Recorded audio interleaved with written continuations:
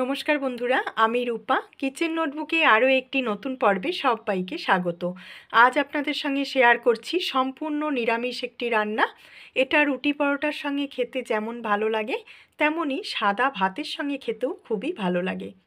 কুমড়োর তো বিভিন্ন রকমের রান্না করেন, কুমড়োর তরকারি, কুমড়োর ছক্কা, কুমড়ো ভাজা। তবে এইভাবে একবার রান্না করে দেখুন, আশা করছি আজকের রেসিপি আপনাদের ভীষণ পছন্দ হবে। কুমড়োগুলোকে পাতলা করে কেটে সেদ্ধ করে রেখে দিলাম। আর এদিকে একটা কড়া চাপিয়ে দিয়েছি, 4 চামচ বেসন নিয়ে নিলাম। বেসনটাকে হালকা কালার আসা পর্যন্ত ভাজতে হবে, আর একদম কম আঁচে বেসনটা ভেজে নিতে হবে। এতে বেসনের কাঁচা গন্ধও চলে যাবে, আর বেসনে একটা সুন্দর গন্ধ আসবে। বেসন ভাজা হয়ে গেছে। এদিকে আমি কুমড়োর পিসগুলোকে তুলে নিয়েছি। নিয়ে স্বাদ মতন নুন দিলাম, হাফ চামচ হলুদ গুঁড়ো দিলাম, আর দিলাম হাফ চামচ আদা বাটা, কাঁচা লঙ্কা কুচোনো, আর হাফ চামচ ভাজা মশলা। ধনে, জিরে, মৌরি, তেজপাতা, গোলমরিচ একসঙ্গে ভেজে গুঁড়ো করে নিয়েছিলাম। মশলাগুলো দিয়ে কুমড়োগুলোকে খুব ভালো করে মেখে নিতে হবে। হাত দিয়ে কিংবা ম্যাশার দিয়ে এইভাবে মেখে নেবেন।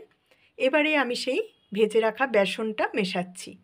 আর বেসনটাকে একবারে মেশাবো না, অল্প অল্প করে বেসন মিশিয়ে দেবো। 2 চামচ বেসন নিয়ে খুব ভালো করে মিশিয়ে নিলাম।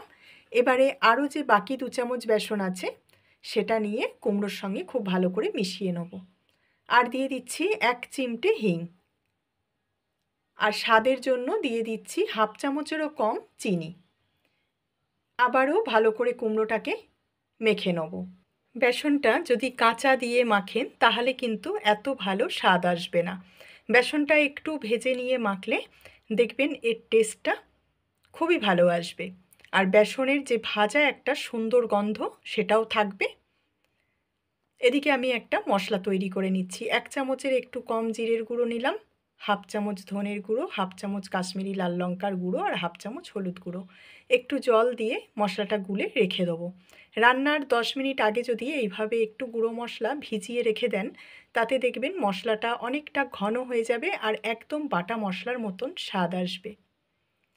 কড়া চাপিয়ে দিয়েছি, কড়ায় দিয়ে দিলাম সর্ষের তেল, আর তেলটা একটু বেশি করে দিয়েছি। তেলটাকে ভালো করে গরম করে নিতে হবে। এবারে সেই কুমড়োর যে বড়া বা কোপ্তা যাই বলুন, ওগুলোকে ভেজে নেব। আর অল্প অল্প করে দিয়ে একদম মিডিয়াম আঁচে উল্টে পাল্টে লাল করে ভাজতে হবে। এপিট ওপিট করে লাল লাল করে ভেজে নেব।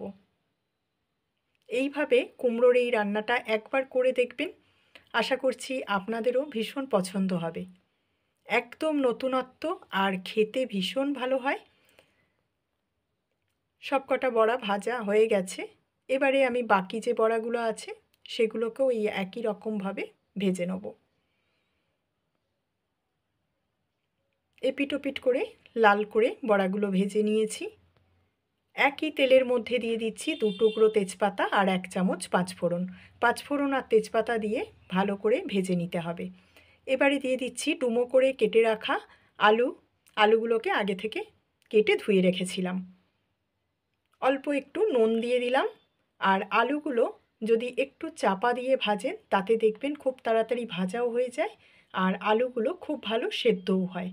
চাপা দিয়ে আমি 5 মিনিটের মতন ভেজে নিয়েছি, আর মাঝখানে একটু চাপা খুলে নাড়াচাড়া করে দিয়েছিলাম।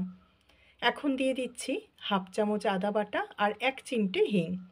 হিং আর আদা বাটা দিয়ে আলুর সঙ্গে একটু নাড়াচাড়া করে ভেজে নিতে হবে। আদার কাঁচা গন্ধ চলে যাওয়া পর্যন্ত ভাজতে হবে। এখন দিয়ে দেবো সেই বাটিতে তৈরি করে রাখা মশলাটা। মশলাটা দিয়ে আলুর সঙ্গে খুব ভালো করে কষাতে হবে, আর মিডিয়াম আঁচে এই মশলা কষাতে হবে। খুব ভালোভাবে মশলাটাকে কষিয়ে নিতে হবে। একটা মিডিয়াম সাইজের টমেটো আগে থেকে বেটে রেখেছিলাম, সেই টমেটো পিউরি দিয়ে দিলাম। দিয়ে আবারও মশলা কষাতে থাকবো। দেখুন মশলা কষাতে কষাতে মশলা থেকে তেলটা আলাদা হয়ে আসছে। এখন দিয়ে দেবো আরও একটু জল। এইভাবে জল দিয়ে যদি মশলা কষানো হয় তাতে মশলাটা খুব ভালো কষানোও হবে, আর মশলাটা পুড়েও যাবে না। অল্প একটু জল দিয়ে দিলাম, দিয়ে আবারও নাড়াচাড়া করে মশলা কষিয়ে নেব। মশলাটা খুব ভালো করে কষানো হয়ে গেছে আর আলুগুলোও ভালোভাবে সেদ্ধ হয়ে গেছে। এবারে আমি দিয়ে দেবো পরিমাণ মতন জল। আর আমি গরম জল দিয়েছি। অবশ্যই এখানে একটু হালকা গরম জল দেওয়ার চেষ্টা করবেন, তাতে তরকারির স্বাদ অনেক ভালো আসে। ঝোল ফুটে গেছে, এখন দিয়ে দিলাম সেই ভাজা কোপ্তা বা বড়াগুলো, দিয়ে 10 মিনিট রান্না করব চাপা দিয়ে। একদম কম আঁচে চাপা দিয়ে 10 মিনিট রান্না করে নেব। তাতে কি হবে, বড়ার মধ্যে খুব ভালোভাবে ঝোলটা চলে যাবে। আর আলুগুলো তো সেদ্ধ হয়েই আছে। 10 মিনিট রান্না করে নিয়েছি।